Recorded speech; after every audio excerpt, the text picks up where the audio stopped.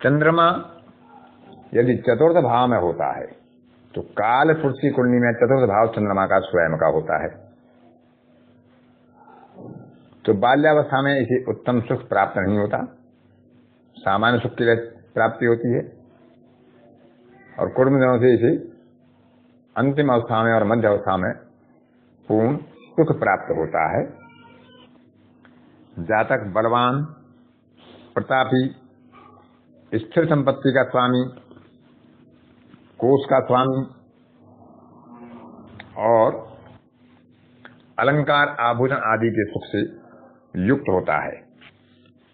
यदि उस पर पाप प्रभाव हुआ तो उसकी मानसिक शक्ति दुर्बल और अवसाद प्राप्त करने की स्थिति तक उसके साथ हो सकती है।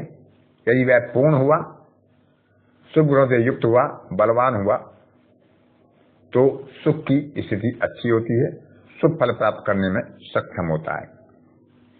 जातक राजा के समान निग्रह अनुग्रह करने की पूर्ण अधिकार प्राप्त करता है।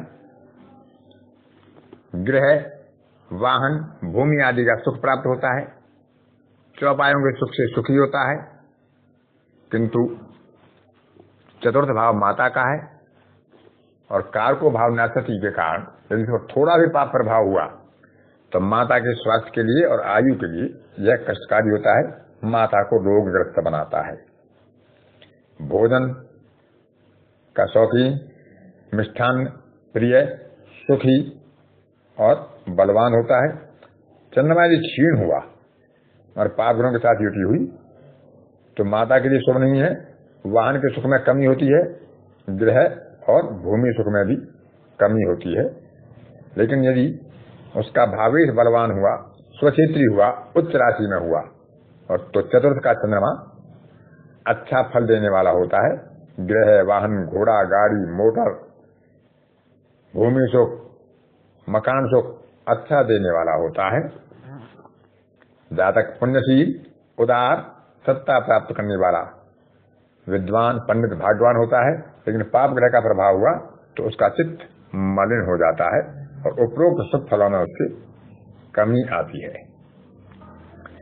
यदि चतुर्थ भाव का चंद्रमा अग्नि तत्व राशि में होगा, मेष में, सिंह में, धनु में होगा, तो पूर्व अर्जित संपत्ति का त्याग करना पड़ता है। माता जीवित रहती है परंतु उसके प्रति मन में वैचारिक मतभेद या खटास रहती है।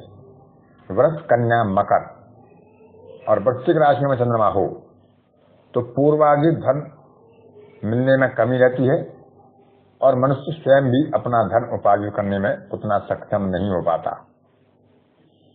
कुंभ राशि का चंद्रमा अपने परिश्रम से धनार्जन कर अपनी स्त्री को बलवान करता है, किंतु वह भी स्थायित्व उसमें नहीं होता। कर्क, तुला और मीन राशि का चंद्रमा पूर्व अर्जित संपत्ति भी मिलती है और उसमें वह वृद्धि भी करता है। वृष और मकर के चंद्रमा में अनुभव में आता है कि जीवन की पूर्वार्ध में कष्ट और उत्तरार्ध में सुख प्राप्त होता है। मेष, सिंह, धनु, वृष, कन्या और मकर राशियों में चंद्रमा हो तो यदि पुरुष राशि का चंद्रमा हो तो नया घर बनवाता है और इस फल का मिलना पूरी तरह से संभव होता है। माता से भी संपत्ति की प्राप्ति और भाग्योदय अथवा विवाह के बाद भाग्योदय, ऐसे फल चंद्रमा की पुरुष राशियों में होने से होते हैं। 32वें वर्ष के बाद जीवन में स्थिरता आती है अथवा विवाह के बाद स्थिरता कही जा सकती है। यदि चंद्रमा पंचम भाव में होता है तो उत्तम संतान का सुख प्राप्त कराता है। जातक की स्वयं बुद्धि निर्मल होती है। धन, रत्न, आभूषण और भूमि का लाभ होता है। व्यापार से, ब्याज पर रुपया उधार देने से और अनेक अन्य प्रकारों से इसे द्रव्य लाभ होता है। यदि चंद्रमा क्षीण हुआ या और पंचमी पर शुभ ग्रह का या पुरुष ग्रह का प्रभाव नहीं हुआ और वह सौम्य राशि में या सम राशि में बैठा तो कहीं ना कहीं कन्या संतान की अधिकता ऐसी स्थिति में बताई जाती है। पंचम भाव में चंद्रमा होने से जातक के इष्ट देव देवी चंडी, दुर्गा, लक्ष्मी यानी स्त्री जाति के देवता उसके लिए वरदायक होते हैं, क्योंकि चंद्रमा स्वयं स्त्री ग्रह है। जातक की स्त्री या पत्नी स्वयं रूपवती और सुंदर होती है, लेकिन वह तुनक मिजाज हो सकती है, शीघ्र क्रोधी हो सकती है। चतुष्पद अर्थात चौपाई जानवरों से इसे लाभ होता है, स्वयं बलवान होता है।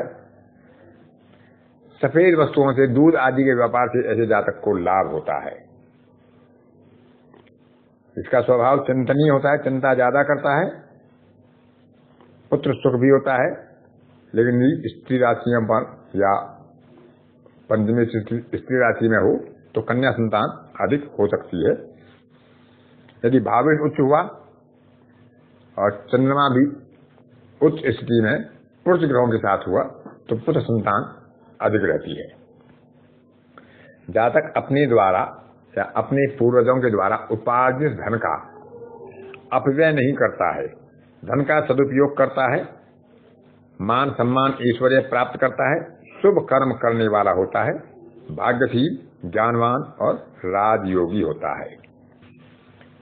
किसी भी भाव में चंद्रमा का विचार करने से पहले उसकी क्षीणता अथवा पूर्णता का अनुभव या जानकारी हमें होनी चाहिए। क्षीण चंद्रमा सामान्यतः अच्छे फल या उत्तम फल नहीं दे पाता है।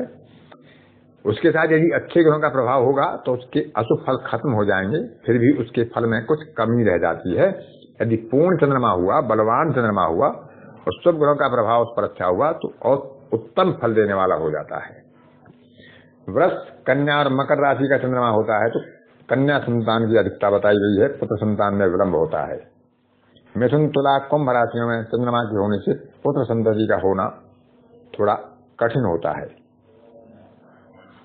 कर्क, वृश्चिक, मीन, मेष, सिंह और धनु राशियों का चंद्रमा हो तो पहले पुत्र फिर कन्या पुनः पुत्र, इस क्रम से संतान होती है। कर्क, वृश्चिक और मीन राशि का चंद्रमा 3 पुत्रों के संकेत देता है। मेष, सिंह या धनु का चंद्रमा यदि होता है तो शिक्षा में अपूर्णता की संभावना अधिक हो जाती है, वह अपनी शिक्षा पूरी नहीं कर पाता। वृष, कन्या और मकर में वे शिक्षा में बाधा आती है। कर्क, वृश्चिक, मीन का चंद्रमा हो तो मनुष्य वकील या डॉक्टर हो सकता है। मिथुन, तुला, कुंभ का चंद्रमा पंचम में हो तो मनुष्य अल्पभाषी होता है लेकिन काम अधिक करता है। पंचम का चंद्रमा यदि उच्च राशि का हो या नीच राशि का हो या दूषित हो और उसकी कोई कन्या संतान हो तो उसके सांसारिक सुख को कम करता है या कह सकते हैं नष्ट भी कर सकता है यदि पाप ग्रहों का प्रभाव हो। फिर भी पंचम भाव पर संतान का विचार करने के लिए पति और पत्नी दोनों की जन्मपत्नियों का विचार करना आवश्यक होता है। छठवें भाव में यदि चंद्रमा होता है तो जातक के शत्रु होते हैं, स्त्री वर्ग के भी शत्रु उसके होते हैं। वह अपने शत्रुओं से घिरा हुआ हो भी सकता है, फिर भी वह अपने प्रताप से उन पर विजय प्राप्त करता है और शत्रुओं को नतमस्तक करता है। यदि यहाँ क्षीण चंद्रमा होगा तो व्याधिग्रस्त और शत्रुओं से ग्रस्त होगा। परंतु चंद्रमा का छठे भाव में बैठना माता से वैर विरोध या मातृभक्ति में कमी लाता है और माता की ओर से वैचारिक मतभेद या चित्त में मलिनता या कोई क्रोध की भावना हो सकती है। छठे भाव का चंद्रमा रोग निवारण शक्ति को कम करता है। शीत व्याधि, जलीय रोग की संभावना उसकी अधिक बढ़ जाती है और उसकी आयु पक्ष को, बुद्धि पक्ष को कमजोर करता है, स्वास्थ्य को प्रभावित करता है। छठे भाव का चंद्रमा जातक को आलसी भी बनाता है। 36वें वर्ष में उसे किसी गंभीर संकट के कारण पीड़ित करता है। मनुष्य में हीन वृत्ति और निम्न स्तरीय कर्मों की तरफ प्रवृत्ति होती है। यदि चंद्रमा के साथ राहु या केतु का योग हो तो धन धान्य में कमी, स्वरूप में कमी, सुंदरता में कमी और शत्रुओं के साथ इसका कलह और झगड़ा होता रहता है। सहोदरों से इसे सुख नहीं प्राप्त होता और उदर रोग से पीड़ा होती है। पाप ग्रह का दृष्टि में या पाप ग्रह के साथ बैठा हुआ छठे का चंद्रमा मनुष्य को रोगी बनाएगा। हीन बलि चंद्रमा होगा तो फलों में, शुभ फलों में कमी रहेगी। शुभ ग्रह साथ हो, चंद्रमा बलवान हो, पूर्ण हो, तो जातक बलवान और निरोग होगा। यदि चंद्रमा स्त्री राशि का हुआ 2, 4, 6, 8, 10, 12 तो कफ संबंधी रोग और सांस संबंधी रोग होते हैं। रक्त दोष के कारण भी कष्ट होता है। वृषभ, कन्या, मकर राशि का हो तो रक्त दूषित होकर गर्मी या उष्णता जैसे रोग पैदा होते हैं और एक ही नासिका से दिन भर सांस लेना पड़ सकता है। भोजन के अनंतर सांस बंद होने की समस्या हो सकती है। यहाँ पर चंद्रमा मेष, सिंह या धनु का हो तो चिकित्सक व्यवसाय के लिए या डॉक्टरों के लिए उत्तम होता है। चिकित्सक अपने पैसे से भी अपने रोगी के प्राण बचाने के लिए तत्पर हो जाते हैं यदि वहां पर गुरु, शुक्र या बुध का प्रभाव हो। इस चंद्रमा से किसी अवयव में रोग हो सकता है तो वह दीर्घकालीन होता है, बहुत दिनों तक स्थायी रहने वाला होता है। मेष, सिंह या धनु का चंद्रमा यहाँ पर मनुष्य को दृढ़ प्रकृति का बनाता है। वृष, कन्या या मकर का चंद्रमा व्यक्ति को तापदायक या उष्णता से, गर्मी से कष्ट पाने वाला बनाता है, क्योंकि वृष में यह अष्टमेश होगा, जब कन्या में होगा तो चतुर्थेश होगा और जब मकर में होगा तो द्वादशेश होगा। वृश्चिक का यदि चंद्रमा यहाँ धनेश होता है, मीन का होगा तो दशमेश होता है। ऐसे योग से शारीरिक, मानसिक और आर्थिक कष्ट बढ़ जाते हैं। अपमान या अपयश की संभावना बढ़ती है। शत्रु पक्ष में वृद्धि होती है। इस तरह छठे भाव के फल चंद्रमा के लिए सामान्य शुभ नहीं होते। चंद्रमा पुरुष राशि में हो तो कुछ अच्छे फल मिल जाते हैं और शुभ फल के लिए शुभ ग्रहों की युति या दृष्टि का होना भी बहुत आवश्यक होता है।